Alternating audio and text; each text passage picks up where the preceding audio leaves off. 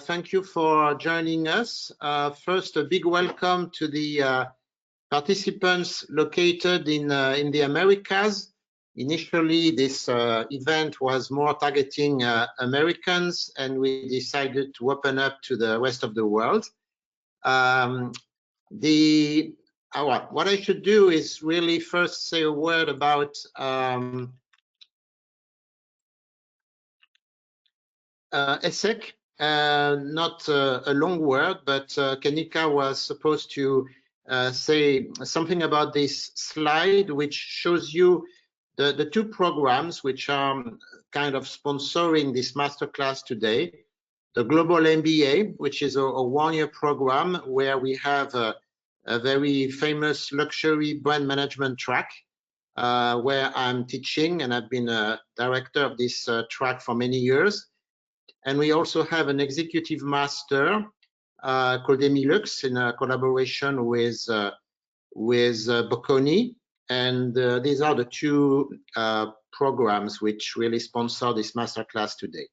But ESSEC has a long history with luxury education, and it all started with LVMH Chair, which is part of the master program, the ESSEC Grande École Master in Management program. Voilà, so I have shown you this slide, and if you have questions at the end, we can come back to that.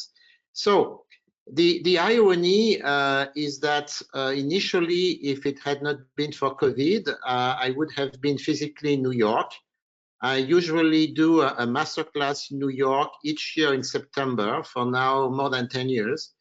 And last year, you can see I was in New York. I was hosted by Cartier Mansion, an alumni of this MBA program.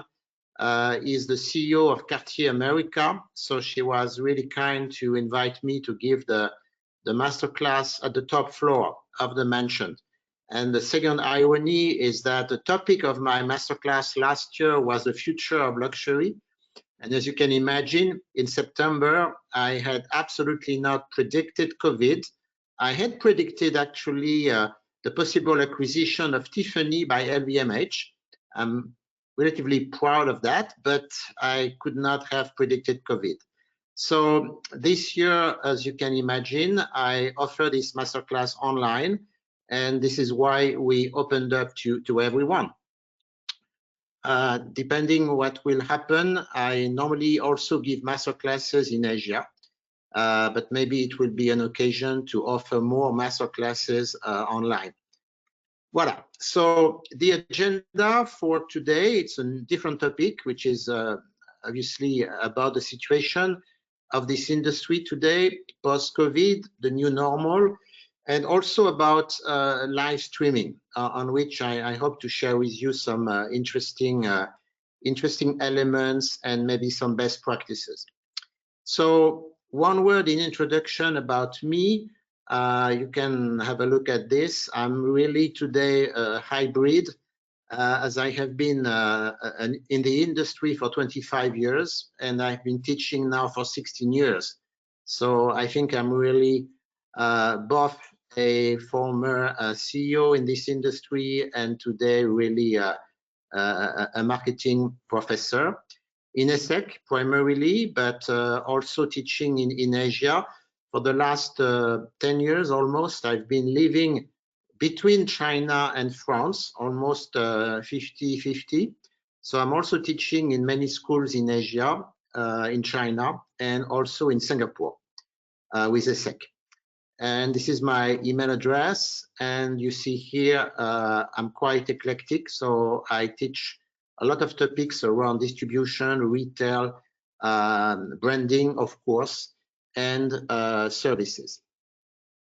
For this presentation, my sources, you will not be surprised, are very traditional ones, particularly some reports. Bain and BCG are among the consultants who regularly issue interesting reports, Mad Insights as well, and obviously Business of Fashion that you probably all know, WWD, and Jing Daily, which is more about Chinese news. So the first part is really about understanding together some of the trends emerging from COVID, which is absolutely not today over in most of the world.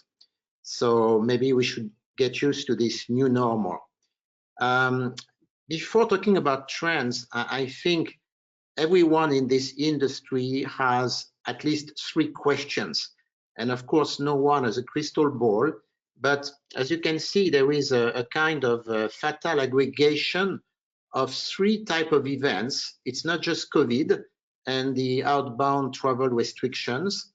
It's also coincidentally a lot of international tensions between West and East, between US and China in particular, and some threats of protectionism, and also global warming, which is also today with all the fires in California is also adding some concern. So this is obviously an issue, because something you probably know is that the luxury industry, the luxury consumption, is really driven by travel retail. Is the pleasure of buying when you travel and you go to the countries where luxury products are being made and designed. And then the consumer confidence and optimism. It has always been crucial. And we have seen after 2008, 2009 crisis that there was for a while a decrease in the confidence and optimism of investors, but it was not so long term. Here, obviously, these 3 questions, and for how long these questions will remain and will create uncertainty. It's obviously a big issue at the moment for this industry. The travel restrictions have had some funny impacts. So this is a lot of numbers. There will not be too many. Here, I just wanted you to look at the sales by region for the personal luxury goods sector. And what you can see is a situation reported by Bain 2019, sales by region. So it was really almost 1/3, 1/3, 1/3 between Europe, America, and Asia.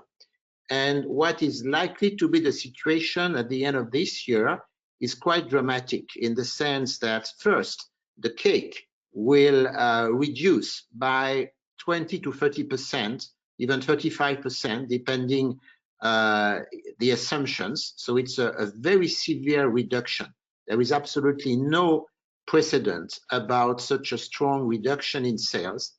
And then a really huge change in the sales by region. As you can see, travel retail has impacted very strongly Americans and European sales, while Asia and China particularly, due to the importance of Chinese consumers, will see the share of luxury consumption made in China this year reach an amazing 30%. The projections in 5 years, assuming everything goes back to a certain normal in 2021, call for obviously a growth, and the global luxury consumption could increase again compared to 2019. It could reach 320 billion. So that would be obviously very good news. But even if travel restrictions will disappear, the situation will not come back to what it was in terms of sales by region. Probably because this will have long-term impact on travel. I think we will see less travel, and in particular, Chinese may not go back to their habits, and some of them will probably get used to buy locally. So this is why Bain predicts this increase, obviously permanent increase of sales taking place in Asia, particularly in China. That is obviously good news for those brands which are strong in China, but also a reduction of the gap between what we call sales by region and sales by nationality. I don't know how familiar you are with that, but what you can see here on the left is last year there was this huge gap due to travel retail, where, for instance, Chinese consumers represented more or less 35% of the global luxury consumption, but in China it was only 11%. So what Bain is predicting, and this is on the right, you see by nationality, is by 2025, they reevaluate the share of Chinese consumption. So by nationality, Chinese could represent 47 to 49%. This is their numbers. And by region, 26 to 28%, which is of course still lower, meaning there would be travel retail, but to a lesser extent. The gap would be less, and also the gap between sales to Europeans and sales in Europe, or sales to Americans and sales in America, will also reduce. So I put a big question mark on this 47, 49%, because as you can imagine, it's quite surprising. And even if I know China well, it's surprising to me. So I said, really? And we're going to try and think about that. It was projected to be 40% when they made this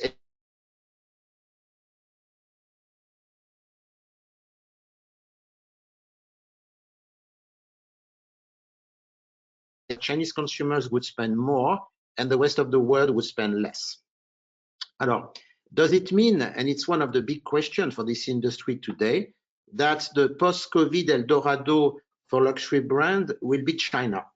Obviously, it's a temptation to believe so, and maybe a lot of people would like to believe so, because at the moment, China is probably one of the few countries where COVID seems to be under control and people can go back to shopping almost normally.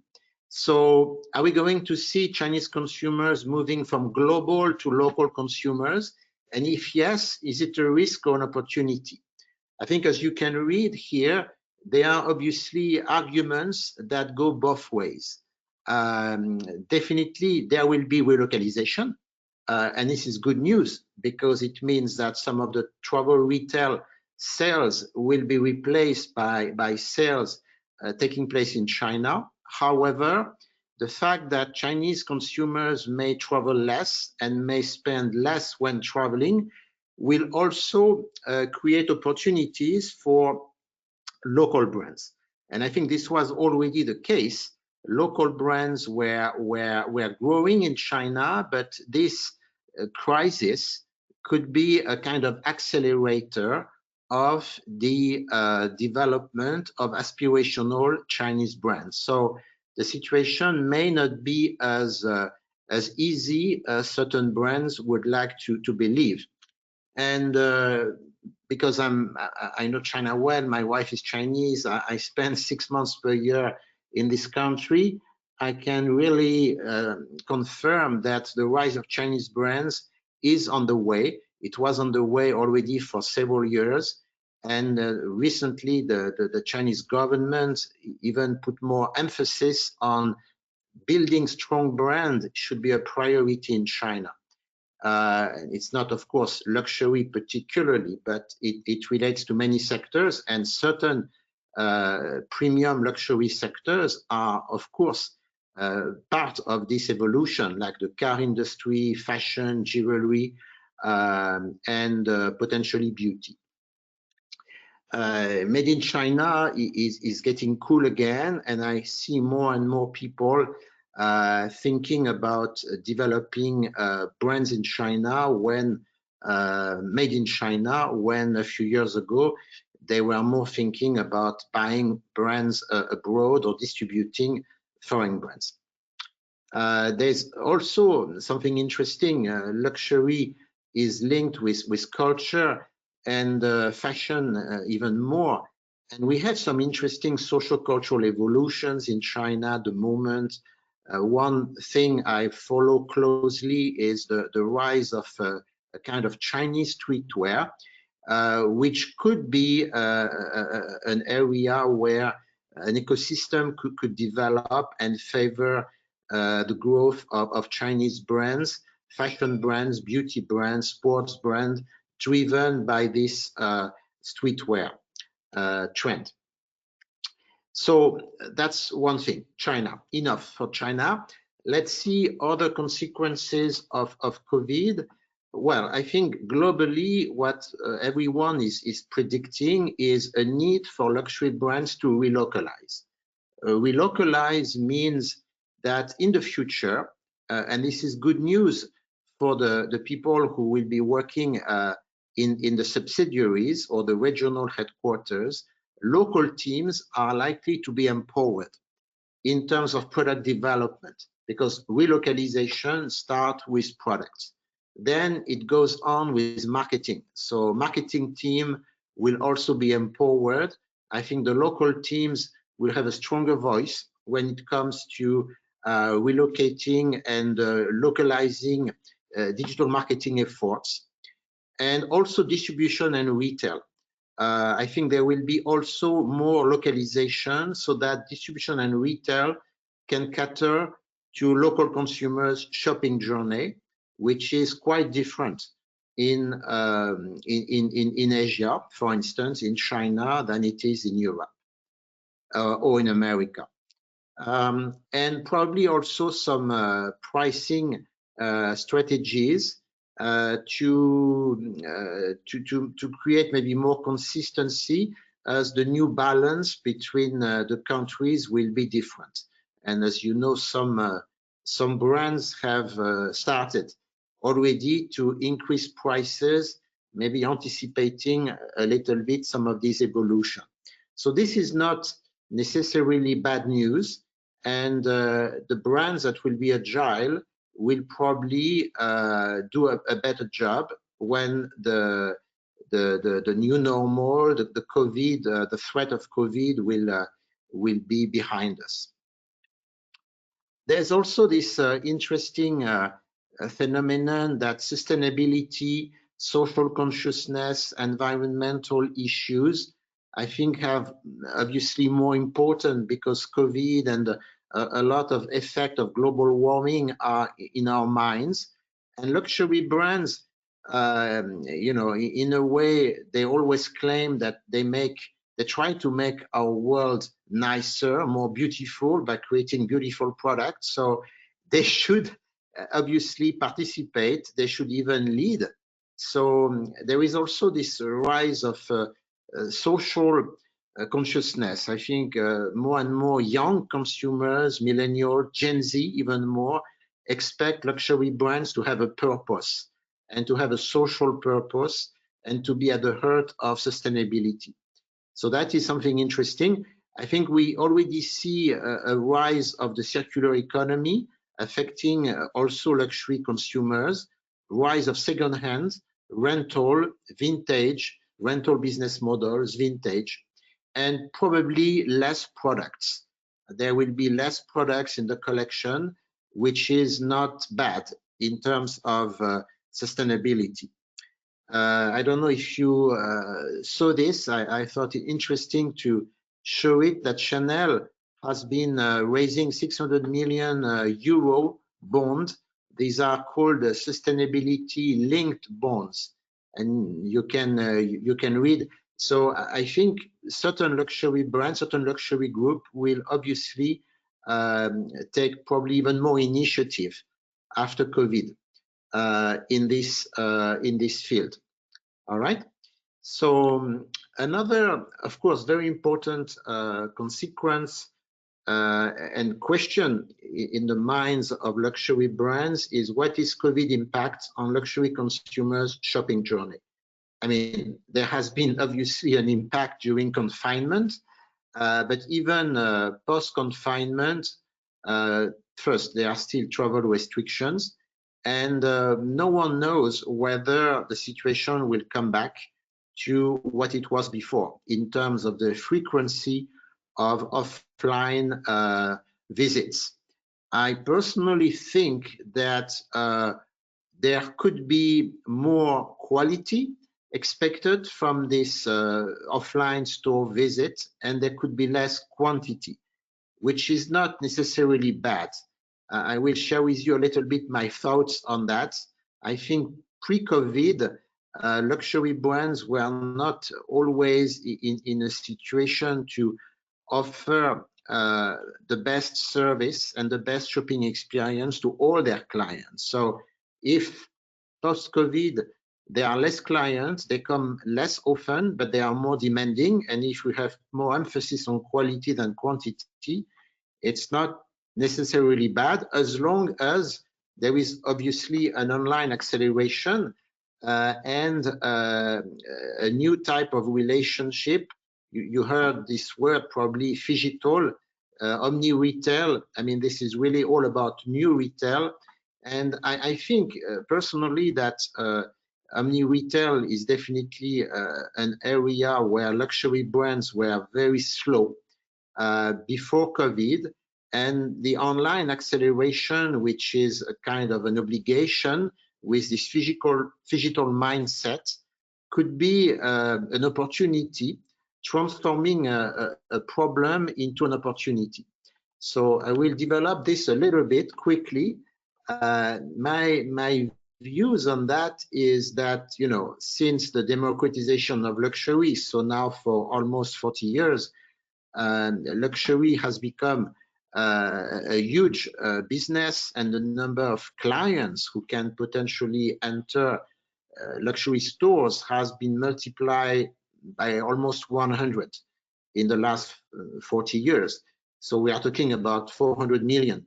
And I think there is really a kind of opposition between the happy few and the unhappy many, which I try to show you on this slide here. The happy few, they are obviously the important client. They rank high in the VIP, in the CRM system. They are recognized, they are well known, they are invited, and they are taken care of extremely well.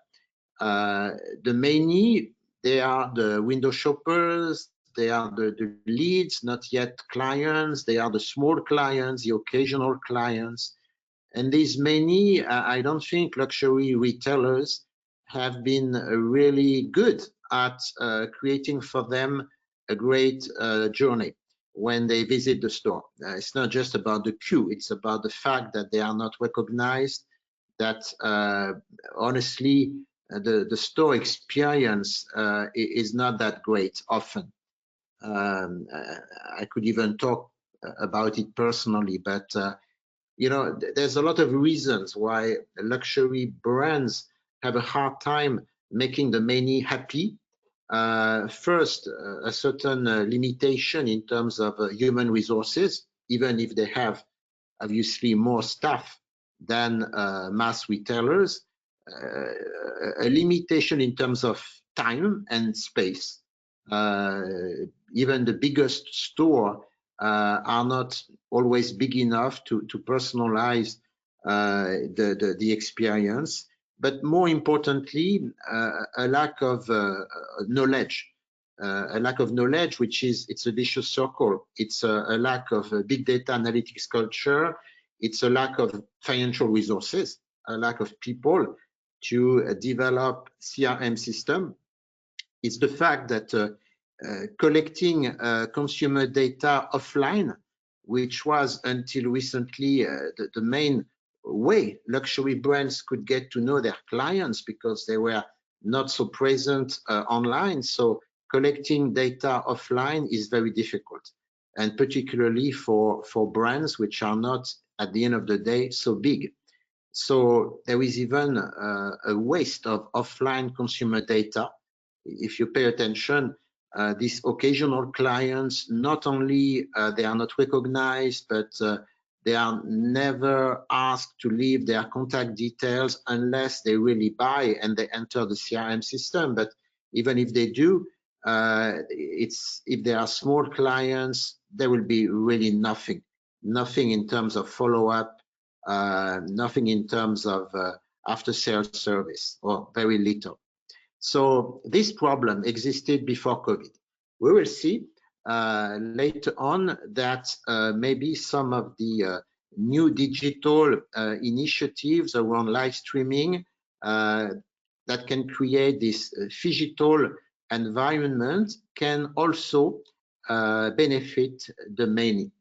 So this was my first part. Now I would like to open up a little bit to what have been during this last 6 months, 8 months, the initiatives around live streaming, but not only, in terms of consumer engagement.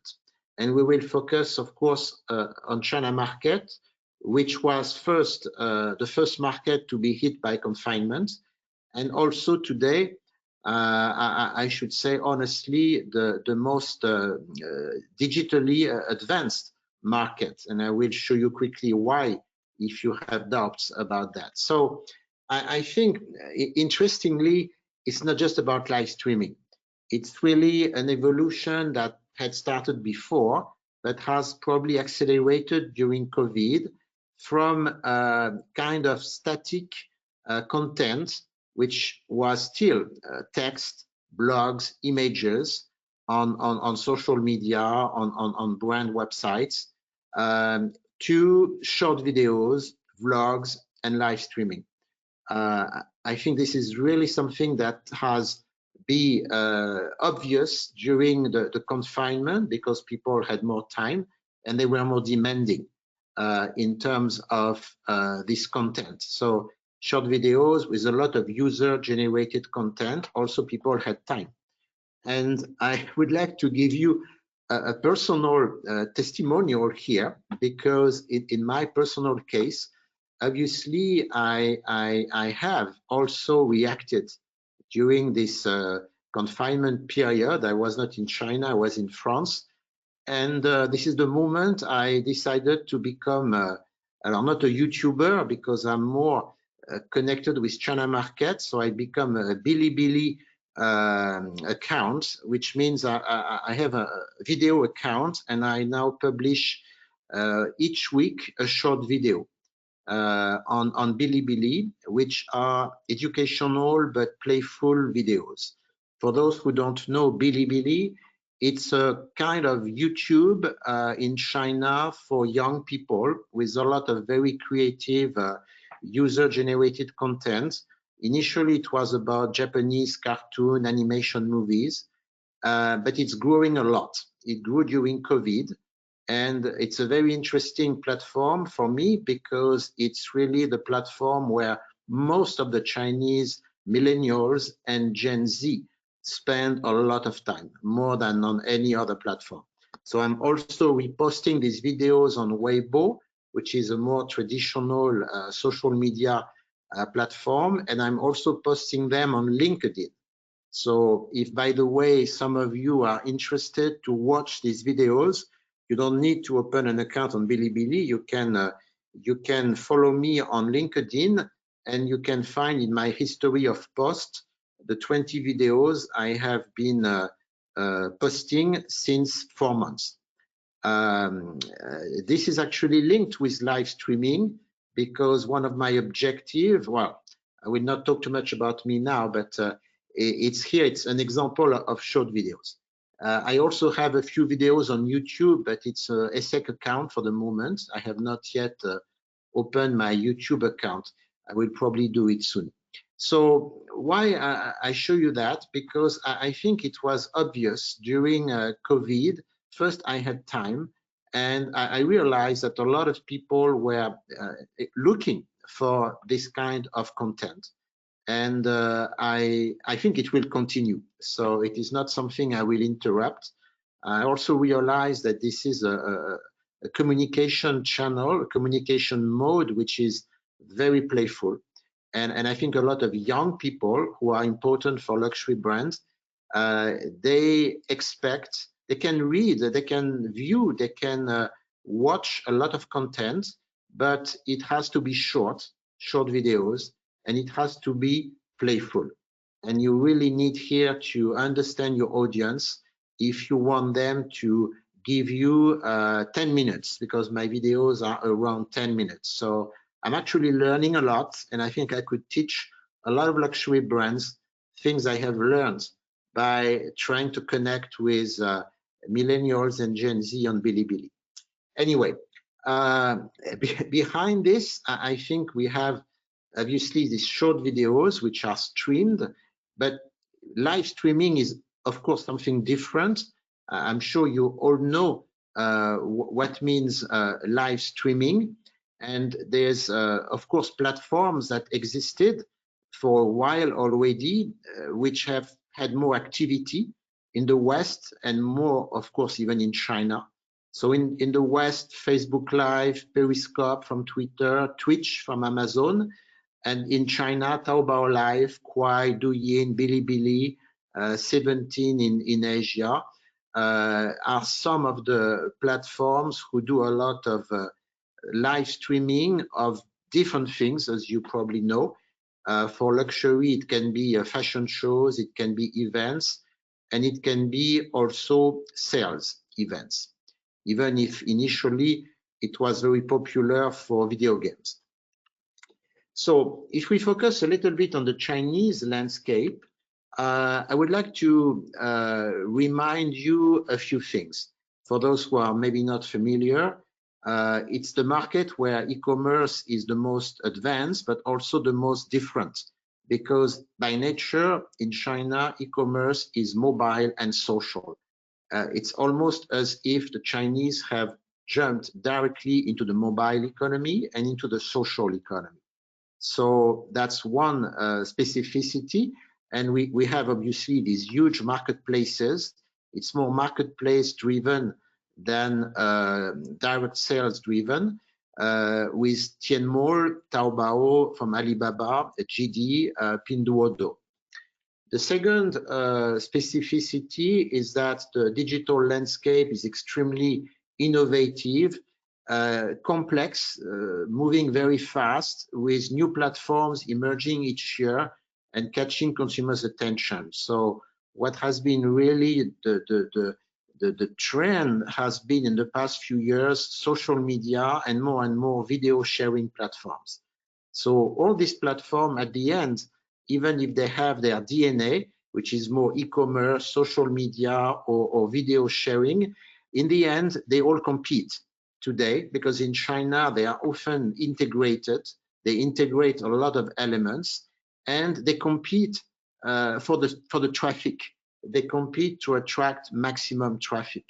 And the numbers are big. As you can see, Bilibili is still relatively small, but small means they have around 130 million.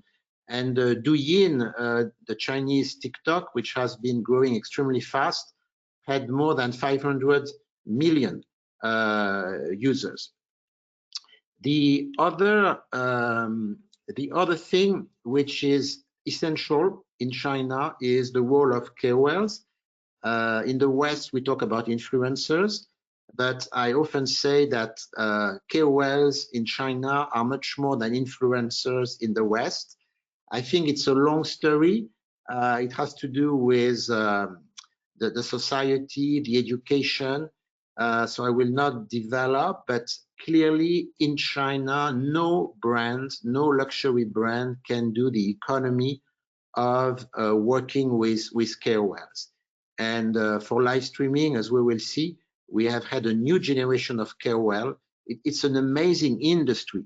You have potentially millions of KOLs in China, from the micro influencers. I am today, in a way, a KOL professor. I have already 30,000 followers on Bilibili in 4 months, and I think I will reach very soon 100,000. So it's not huge, but it's already something. So I look at myself as a micro influencer, but they are star influencers. They are celebrities, which are almost not KOLs anymore.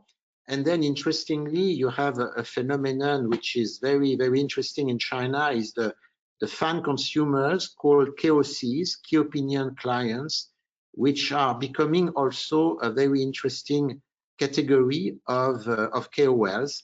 If they like the brand, they will help the brand promote itself, and they will share among their peers. So it's really a huge industry in China, and all platforms, whether it's e-commerce, social media, video sharing, they work with KOLs. They are everywhere, and you have a lot of MCMs who are agencies that basically train, manage all these professional KOLs, and a lot of brands work with these agencies. Obviously, video content created by users and by KOLs and live streamed is really king in China. So we have had really an explosion of short videos and in many categories, all possible categories, with these platforms that have really challenged a lot of social media platforms, Douyin, Kwai, Bilibili, and WeChat, which is still the strongest social media platform, is now trying to counter a little bit by creating its own video sharing platform called Channel. So these video streaming platforms are really, in my opinion, a Chinese specificity, which is also why the development of video streaming, live streaming has been so big in China. So the three biggest are controlled by the big internet companies in China, the BAT. So you have Iqiyi, Tencent, and Youku, which is controlled by Alibaba. But you have others, you have challengers like Mongo TV, Bilibili, etc. Stunning internet statistics. Voilà. Bon, no comment on that, but if you didn't know, China, I mean, WeChat has probably today 1.2 billion by now users, even if they are starting to reach a certain ceiling.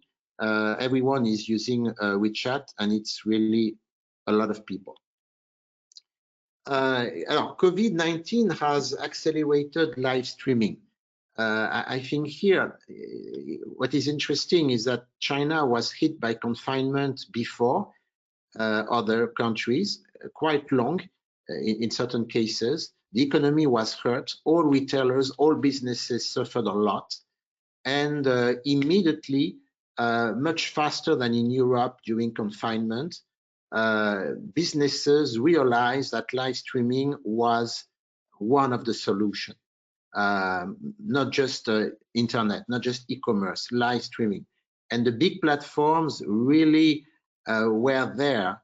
I still remember Alibaba helping farmers, helping fishermen, helping small businesses sell their products on their platform, even training the people working for this brand, training the farmers to conduct a live streaming session on Taobao Live, which also gave them a lot of popularity. So that has obviously also touched luxury brand, as we will see soon. But what is also interesting is that in China, curiously, live streaming sales, because here I'm more talking about live streaming sales, which are big events with sometimes hundreds of thousands, millions of people participating, have given a lot of consumers a new type of experience, which was valued because perceived as transparent, engaging, even trustworthy. And this is really linked with the KOLs, because the KOLs, without the KOLs, the brands could not have been successful. Is the KOLs fans, the fact that these fans trust the KOLs they follow, that brought the audience to the live streaming sessions and decided a lot of people to buy during the session. So, I mean, e-commerce, live streaming sales events existed before, clearly, but it has accelerated a lot in 2020. It's maybe now reducing a little because offline retail is back, but I think it will continue. It will continue. People have integrated this way of buying, this way of engaging with brands, in particular, maybe in lower tier cities, which is one of the most dynamic part of China now. You can see some numbers here. There were like 4 million live streaming sessions in Q1 2020. This is huge. Now, something which is really interesting is live streaming cannot be looked at without KOLs, even without short videos. Cannot even be looked at without remembering that the gaming culture is very important in China.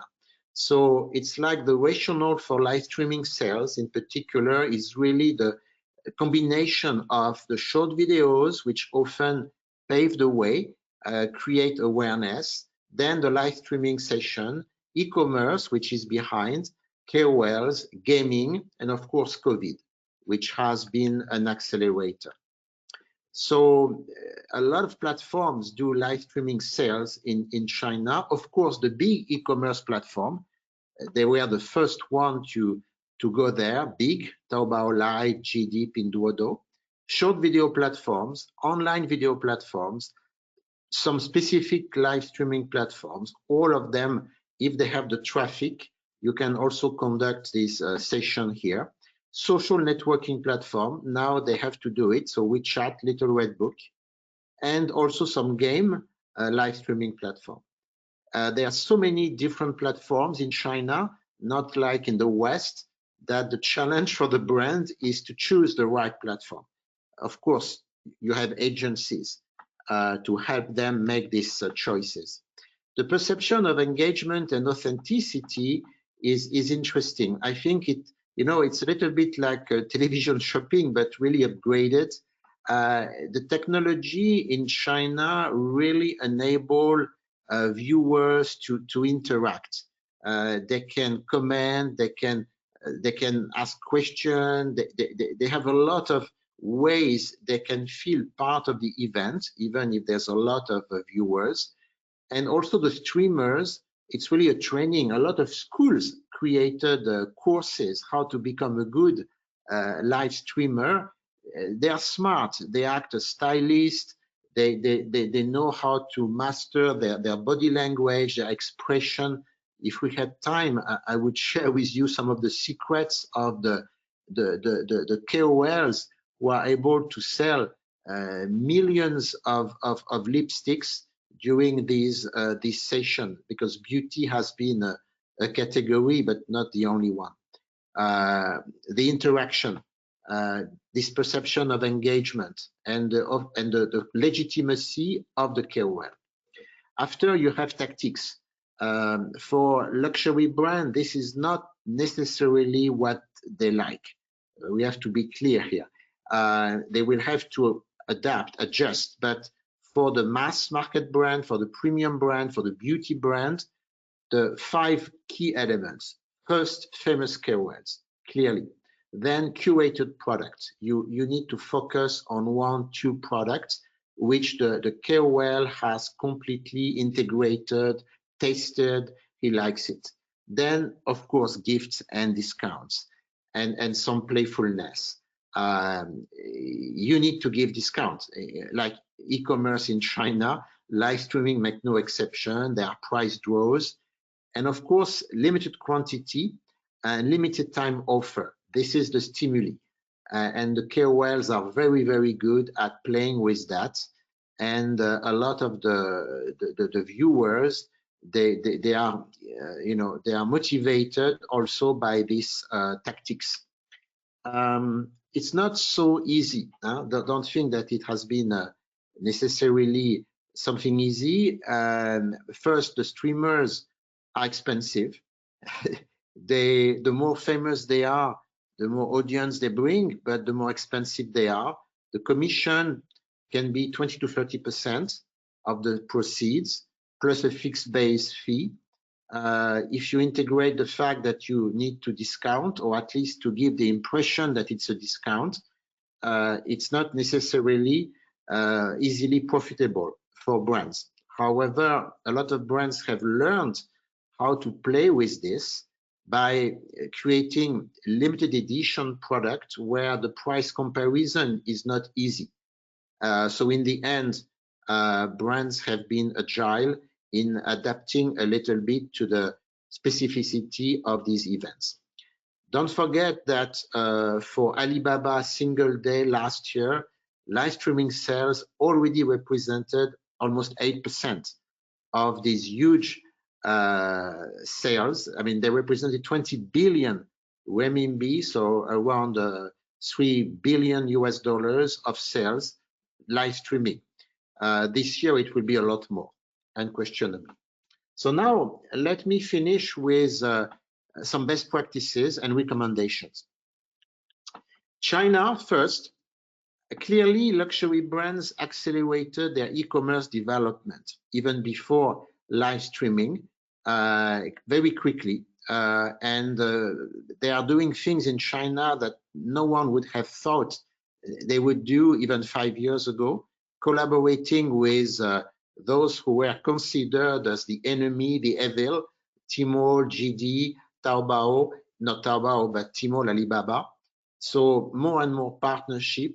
Of course, WeChat also, which is easier, but all luxury brands are trying to test waters by working with local platforms. Louis Vuitton, it's an interesting case because the numbers are big.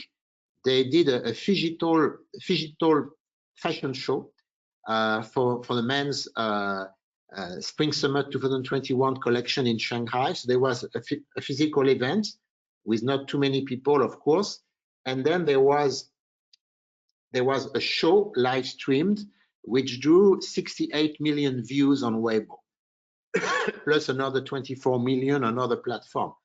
This is a little bit crazy.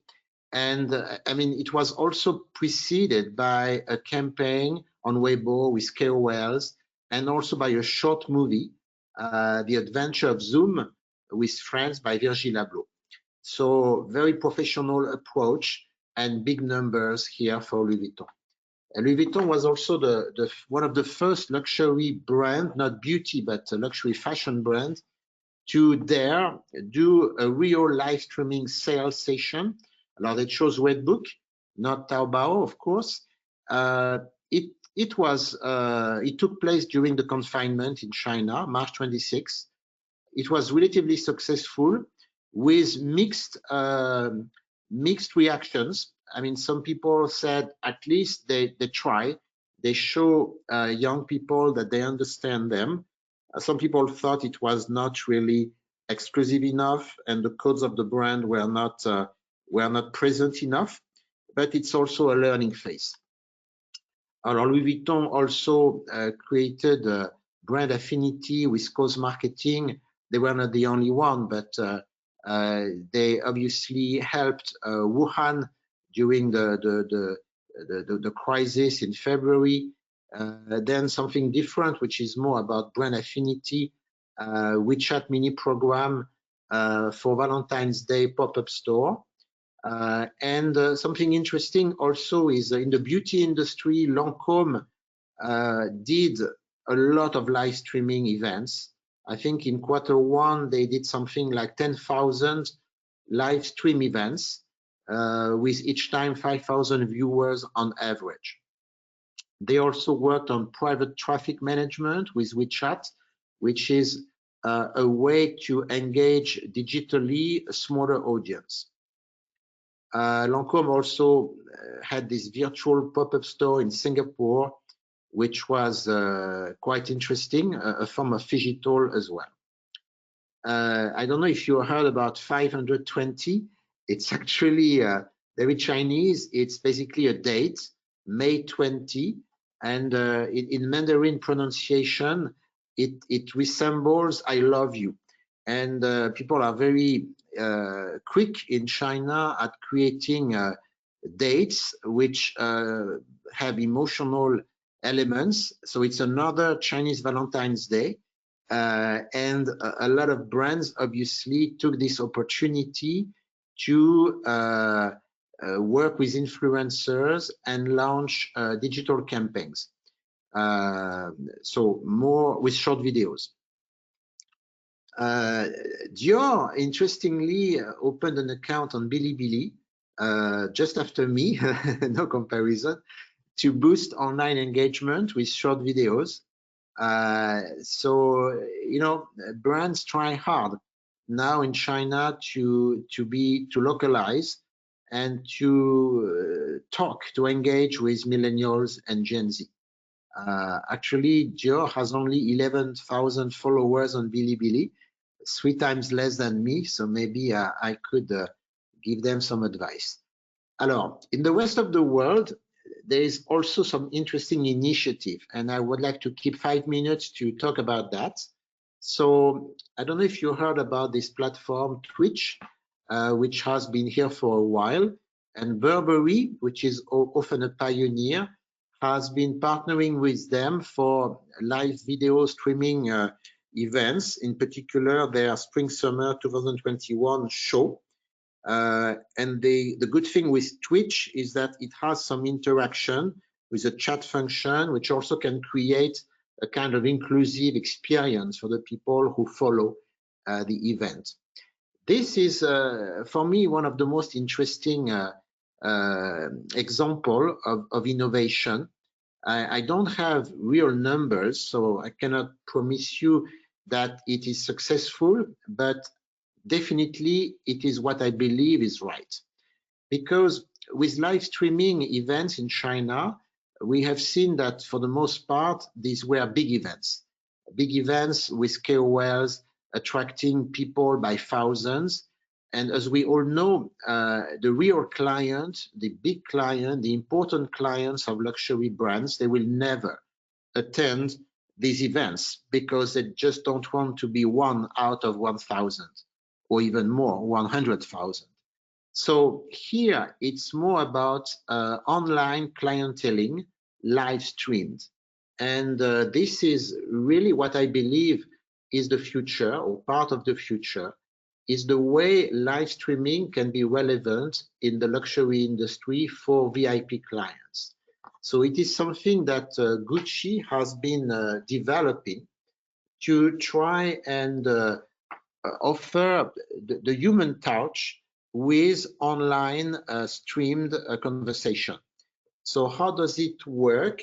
Alors here you have a case with a Gucci client advisor, which is pulling a bag and presenting it, except that she's not in a store and she is not a real salesperson.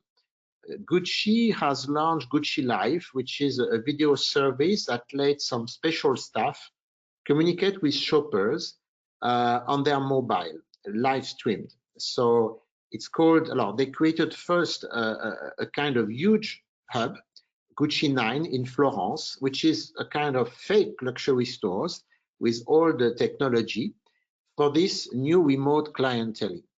So basically what the experience looks like is that a client who doesn't want to travel, doesn't want to go to the store, but is an important client can book this kind of online session where he will feel like in a store, and a sales associate which is trained to do this kind of presentation live will show him products as if he was in the store. And obviously he can buy if he wants. So the way it works is really personal video calls. So this is on a one-by-one basis. It's trying to mimic the in-person visit. So it's a one-to-one interaction with a real person showing physical products. So it's very, very different from buying online. And it can work with WhatsApp for checking out. It can be private appointment. It cannot, of course, fully replicate. There is no touch, but I think it's very interesting. And Gucci seems to believe in it and developed this in the Europe, Middle East region, apparently, and also in the rest of the world now. They claim they have 6 Gucci 9 centers. I just don't know more about it. This, the only thing I'm missing is, but I don't think they would comment officially for the moment. But anyway, this is interesting because this is what I wanted to really show you. Is personally what I believe live streaming can be. I mean, for me, live streaming can help brands in 2 ways. For the many, those who for whom the store experience is not so great, it can be a way to replace a visit in the store which is not so great, and it can be done extremely well. It doesn't need to be done by KOLs. It could be done by the brands. The brand could train their own people to become their internal KOLs. So the big live streaming events are for the many, and this online clienteling session one-to-one would be for the happy few. Voilà. Other example is Moda Operandi, which is an online e-tailer, which integrated live streaming recently because they have also gone offline with a few showrooms in New York and London. So, of course, luxury brands should beware e-tailers who are sometimes faster at going phygital. I think there is also this stylist company, personal shopping service company, Thread Styling, which claims they are going to relaunch video consultation. They already do a lot of online engagement with their clients. So this is something to maybe look at. And there's also a platform, basically it's a software, an app called Hero, which can help retail stores also create this kind of video consultation. Voilà. So conclusion and recommendation. I just have one more slide to share with you. It's a little bit what I have already, I think, shared. I think we don't know. We don't know whether people will go back to stores fast and as much as before. We don't know if people will travel as much as before. Personally, I don't think so. And I think it's not necessarily bad. I prefer quality to quantity in luxury retail. And of course, to replace the fact that there will be less offline visits, phygital is a must. But phygital, what is really the hurt of phygital is to offer something which is much more, which has more human components, which humanizes online shopping. So I think in the future, what we have seen, this live streaming session can be enriched by new technology, AR, VR, even computer vision, etc., etc. And again, I summarize, I think for the important clients, this kind of online clienteling with bespoke live sessions in the real store, or like Gucci does in some other hubs, I think can be really very interesting. I mean, personally, I am a luxury shopper, and I will tell you the truth. I don't like to go to stores. And even the brands I like, even if they will probably treat me relatively well, I don't really think it's so great to go to a store.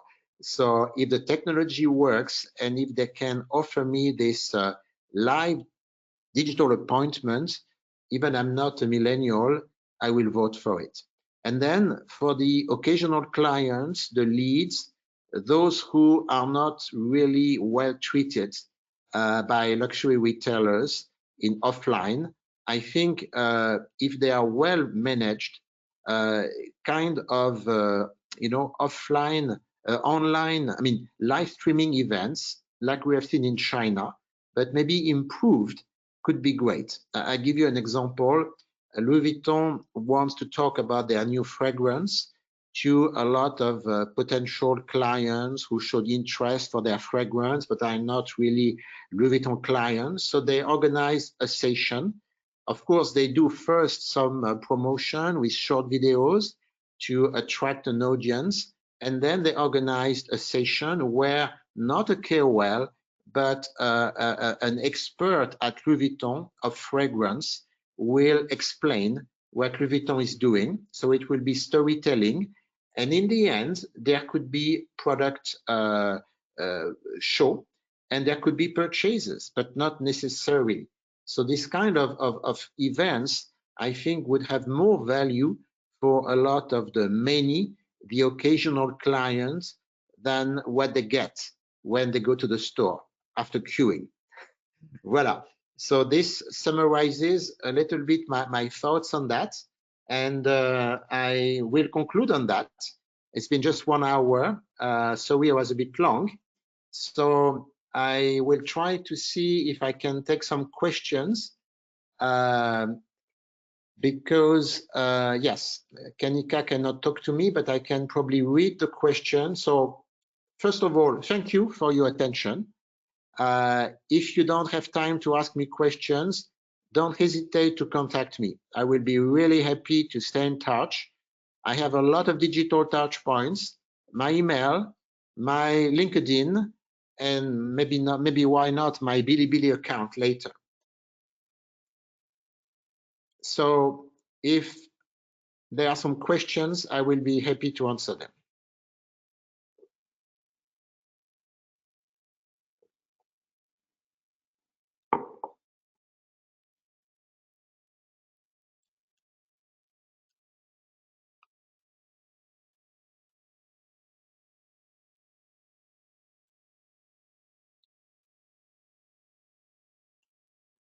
Alors, I see a question here. What is the European customer waiting from brands from an event? POV.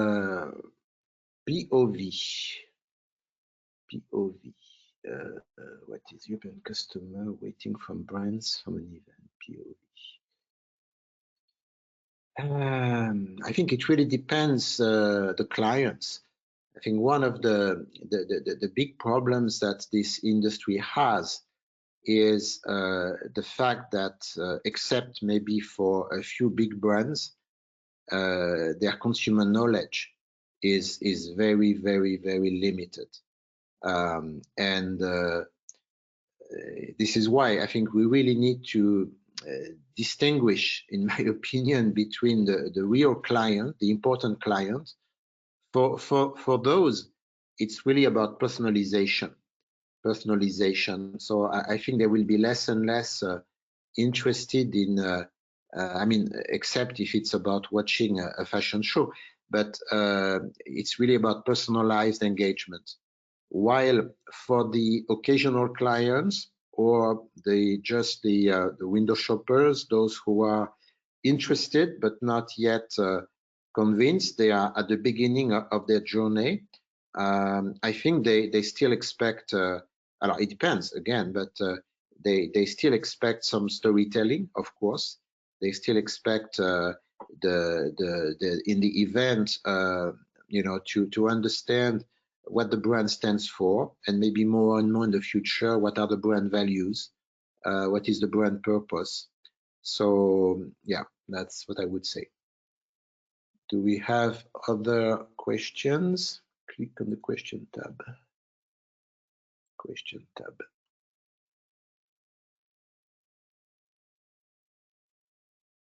Yeah, I did. Alors, do we have another question? Because of testers being taken out of beauty retailers, do you feel that more beauty brands will go towards virtual try-on? Alors, I don't think they will go towards virtual try-on just because of testers being taken out of the stores. At least not that I know.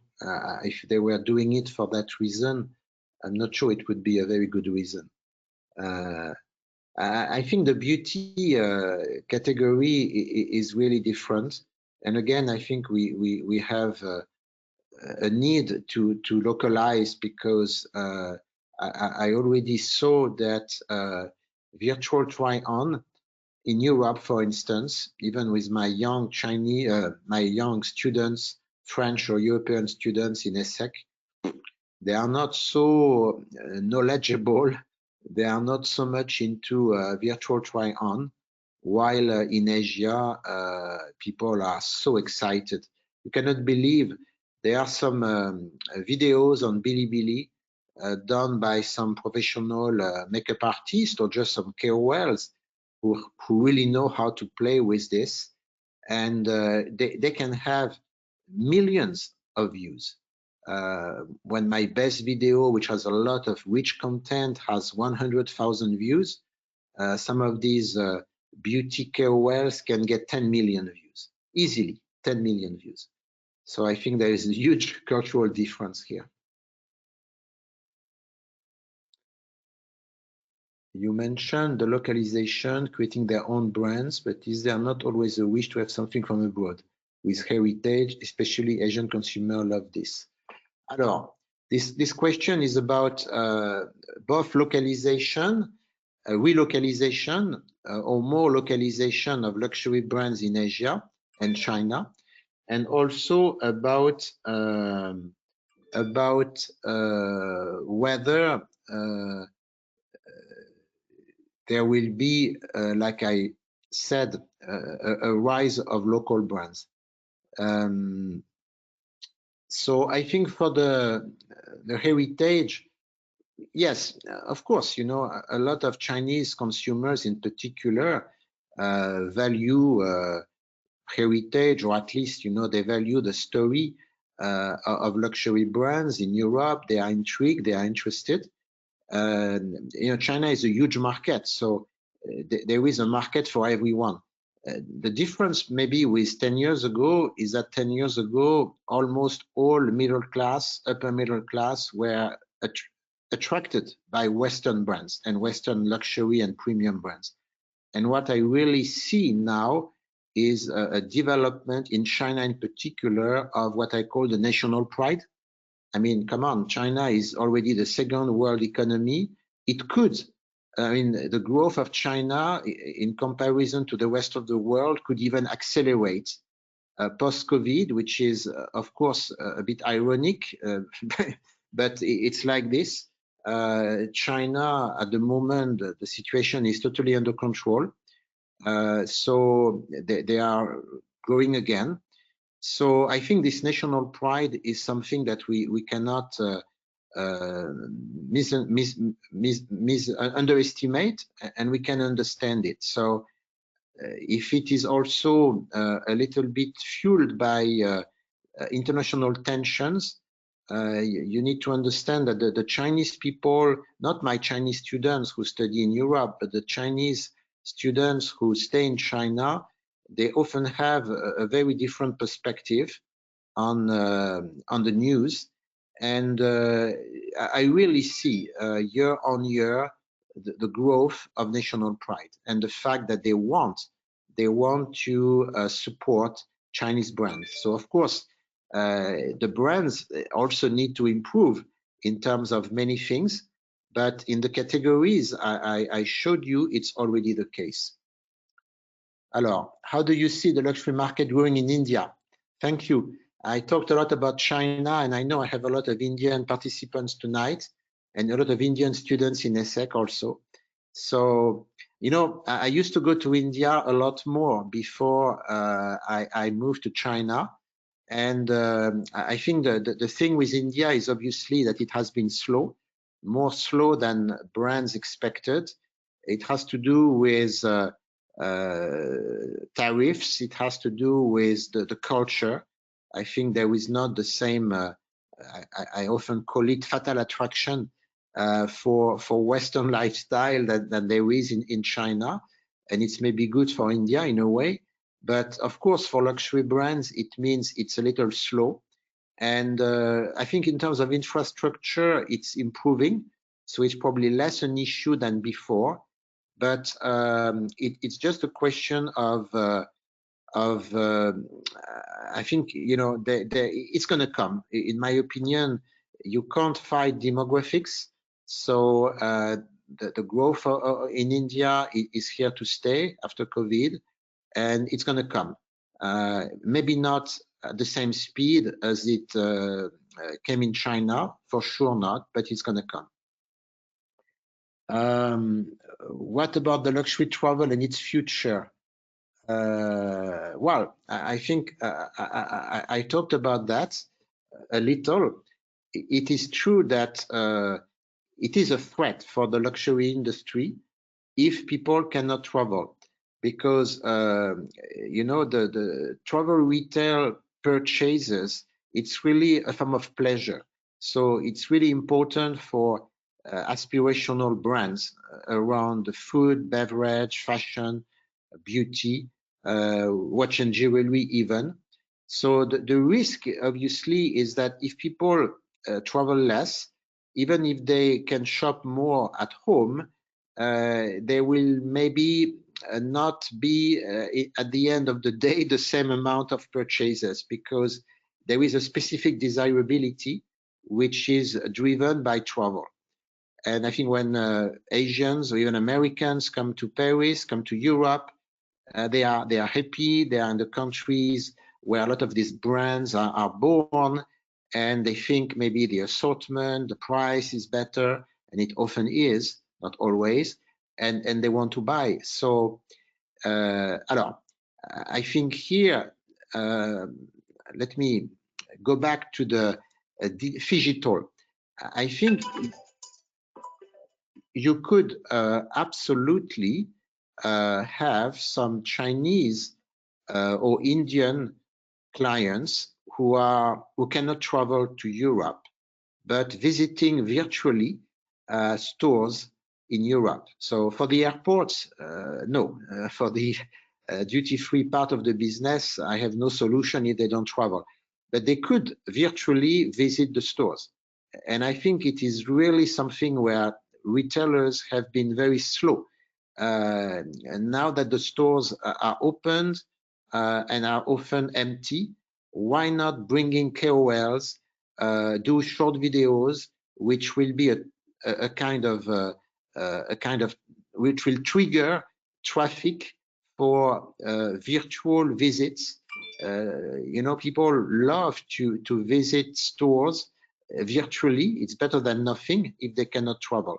So I think there are a lot of ways, but from my discussion with luxury retailers, even recently, I think they are still extremely traditional, conservative, and maybe they just hope that things will come back to what they were before. And I think it's a risky bet. The recruitment process in luxury companies frozen. Well, alors, I will be honest with you. I am not very optimistic for Europe and the US. All the feedback I have is not that good. Alors, we should not exaggerate. There are sectors which suffer less. Beauty is obviously always between mass and luxury. So beauty groups like L'Oreal, Estée Lauder, I think they are doing okay. But for the hard luxury brands, for the big luxury fashion brand, it is indeed difficult, and I'm worried that it will continue to be. For me, not just a hiring freeze. When we talk about relocalization, we talk about more business will be done permanently abroad. It means that there should be a transfer of jobs from the headquarters to the subsidiaries. I think we need to face this. We need to accept this. So there will be, of course, a lot more opportunities in the end abroad. I mean, for European luxury brands in their Middle East, even American, later on, Indian, Chinese, Asian subsidiaries. So if there are more recruitment there because of localization, there will be less positions. So it's even worse than hiring freeze from that perspective. But again, it doesn't touch all the brands in the same way. What is the best way for European subsidiaries of luxury brands to not lose sales short term with the lack of Asian customers traveling? How live streaming events can attract the local European clients? Well, alors, attract European clients, frankly, it's not going to be easy because unfortunately, I mean, you know, luxury purchase, it's not just about the money you have. Why Europeans were, you know, not buying so much before already compared to Asians, for instance? It's not that they were poor. They just were worried about their future, about their retirement. So they were not in the mood for buying. So imagine with the current situation in Europe, with the uncertainties, with the unemployment, which is going to grow, with the debt, everyone starts to worry. I really don't see it easy to attract European clients to buy more. No, I really think the only way is to engage with those countries where people have more confidence in the future and have more interest in luxury brands anyway. So I think for the moment, China needs to be at the center of the equation, but not only other Asian countries, Southeast Asia, and Middle East, and India, and Africa, and America later on when the situation will be better, because Europe, I think, is going to be even harder than before. Which courses at ESSEC best suit luxury business? Alors, we have a lot of luxury business courses. I should say that I am probably the professor at ESSEC who really comes from the business. I'm not the only one, but I'm the one who had the longest career. So I give a lot of courses. I think, you know, the luxury retail management, it's really business driven. I have a course on luxury distribution and business model. I talk a lot about collaborations. It's another big topic. And there's a lot of collaborations around live streaming, KOLs, marketplaces. So no, I think come to ESSEC if you want to understand how to develop the luxury business. We have a lot of things to share. Could you tell us more about your projection of circular economy integration in luxury business and luxury hotels? Alors, two questions here. I think for the luxury goods industry, you know, I will only talk about one aspect. I think luxury brands have not yet come to terms with second-hand sales and even rental. More and more retailers, it's always starting in the mass market, are doing it now. A lot of supermarkets are starting to sell second-hand products in France. The problem with luxury is that there is even more rationale for buying or selling second-hand products in luxury than for commodities. So it's a paradox that luxury brands are still not clear on what they should do, because the development of you know, pre-owned, second-hand, pre-loved will continue. The crisis is one reason. The fact that it's also driven by the circular economy, by social engagement, many reasons. And we have seen during COVID an acceleration. You know, a good example is the watch industry, the jewelry industry, for instance. So Richemont has acquired the Watchfinder. So they are present. They are still recognize the need to be present in this pre-owned business, but for the moment, no integration at all between their brands and the Watchfinder. I think they are really worried to open the Pandora's box, but at the same time, I think the more and more consumers will buy and sell products secondhand, and it's engagement. It's part of the consumer journey. It's a way to engage with them, and if it doesn't happen in the brand's store or somewhere where the brand is part of the conversation, I think that the brand will lose an opportunity to engage and to participate in a business that will grow. Alors, for hotels, it's another topic. I am actually also teaching luxury hotel management in ESSEC because I have a passion for luxury hotels. So I think, of course, the situation at the moment is total disaster for the luxury hospitality sector. I think that the problem here is different. It's not so much about the competition of the sharing economy, Airbnb. It's there. It's more how the hotel industry can be more meaningful to the clients, how they can do. I mean, they cannot just sell beds, F&B anymore. It's not enough, especially luxury hotel brands. They should be more meaningful.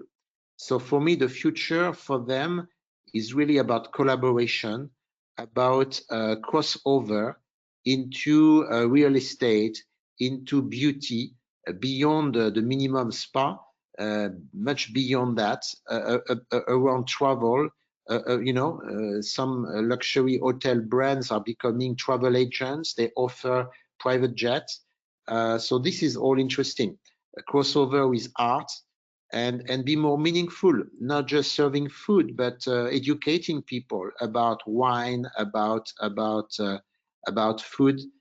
So I think this is how they can engage and be more meaningful to luxury travelers.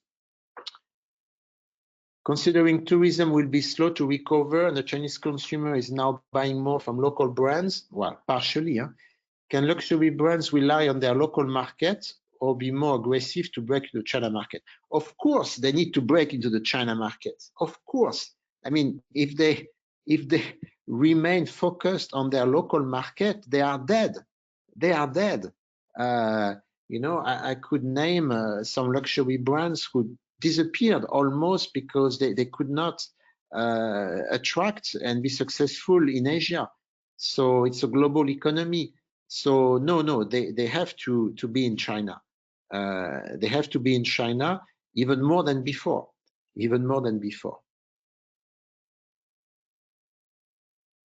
I think we are, I gave you a lot of time already. So again, it's not that I don't want to continue, but I think a lot of you need to probably go home or go to do something else. So stay in touch. I promise you I will answer you if you contact me, and follow my videos on LinkedIn. You will not regret, because this is free, by the way.